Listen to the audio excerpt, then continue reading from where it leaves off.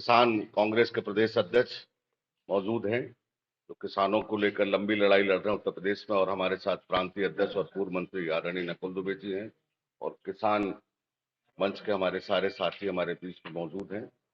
आज बहुत सारे मुद्दों पर जो किसानों की समस्या उत्तर प्रदेश में, उनको लेकर हमारे माननीय अध्यक्ष और आदरणीय नकुल दुबे जी आपसे बात करेंगे। तो सबसे पहले निवेदन, राम राज्य में देख रहे हैं कि चारों तरफ अमन चैन खुशहाली और किसानों की आय दुगनी और महंगाई पर पूरा नियंत्रण। बात दुनिया भर की बातें आप लोग सुनते हैं अखबारों में, तो ऐसा लगता है कि सब बहुत ही ठीक ढंग से चल रहा है।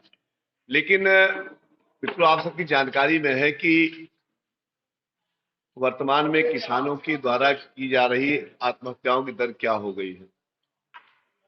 2021-2022 अगर आप लोग गिनतियों में आंकड़े चाहेंगे तो मैं वो भी दे दूंगा आपको। लेकिन जो समस्याएं हैं, चाहे वो खाद की समस्या हो, चाहे बीज की समस्या हो, चाहे आपकी धान क्रय केंद्रों पर आ रही समस्याएं हो, या गन्ने की भुगतान की समस्या हो, कहीं पर कोई पुरस्कार नहीं, कोई सुनवाई नहीं है।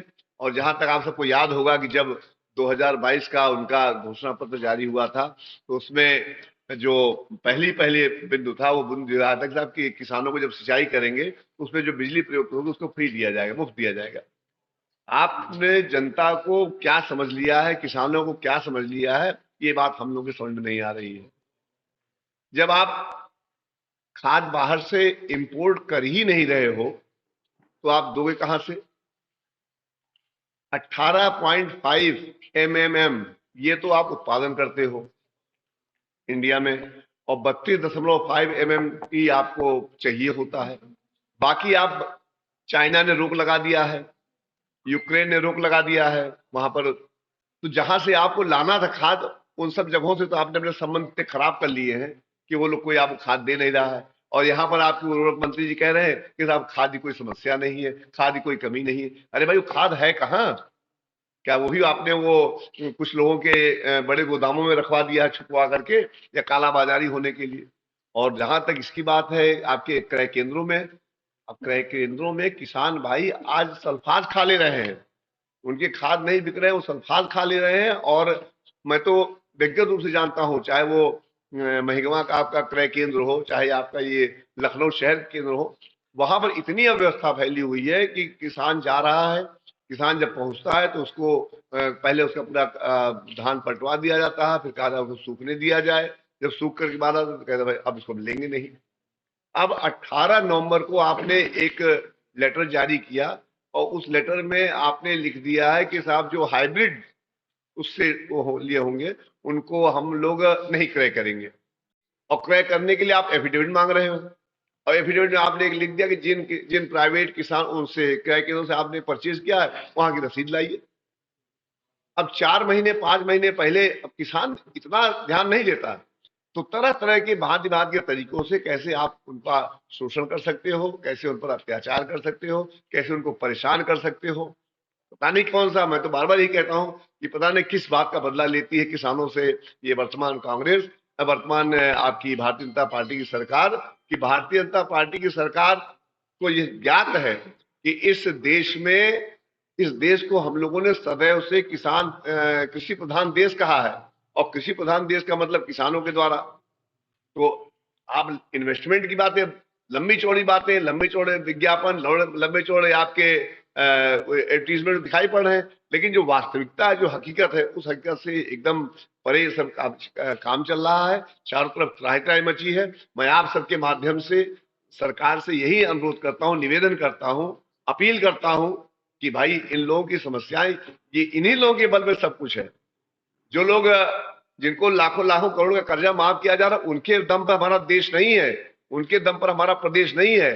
हमारा प्रदेश और हमारा देश किसानों के द्वारा ही जो उत्पन्न किया गया अनाज है। जो आप ये 5-5 किलो बांट बांट करके वाहवाही अपनी पीठ थपथपाते हो, ये आपके द्वारा उपज की गए अन्न नहीं है, ये किसानों के द्वारा ही उपजाया गया अन्न है।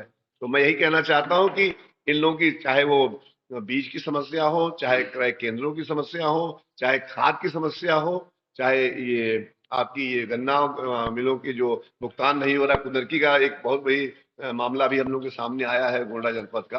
तो बस मेरा आप सबके माध्यम से यही कहना है कि सरकार जो कि किसानों के मामलों में अति असंवेदनशील रवैया अपनाती है, इस वक्त चूंकि बहुत ही गंभीर वातावरण चल रहा है पूरे प्रदेश और देश में, इसलिए इन पर तत्काल इन पर गंभीरता से लेते हुए समुचित कार्रवाई करें ताकि इनको किया। तो आवारा पशुओं से तो इंसानों को भी, खेत खलिहान तो छोड़िए, इंसानों का अपना जान बचाना मुश्किल हो गया है। तो पिछली बार ये आप लोगों ने भी सुना और मैंने भी सुना था कि जब लंबे लंबे भाषणों की बात आ रही थी तो उसमें भाषण दिया जा रहा था कि सरकार बनते ही, जो डबल इंजन की जो दोबारा पार्ट 2 सरकार बनते ही इन आवारा पशुओं पर कैसे नियंत्रण किया, इसकी एक बृहद योजना बनाई जाएगी।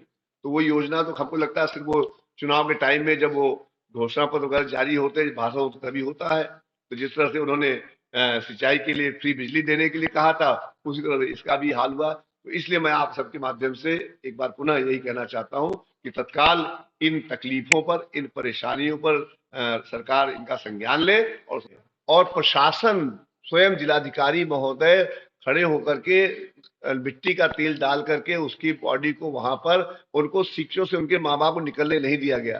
तो जिस राज्य में, जिस सरकार में इस तरह की जघन्य घटनाएं हो रही हैं, कहीं टुकड़े काटे जा रहे हैं, कहीं बच्चों को खुद सुसाइड कर लेना पड़ रहा है छेड़खानी आज से लेकर के, वहां पर तो एकदम से जंगल राज चल रहा है और जंगल राज के शिकार आप भी हैं और हम लोग भी हैं। थैंक यू, धन्यवाद।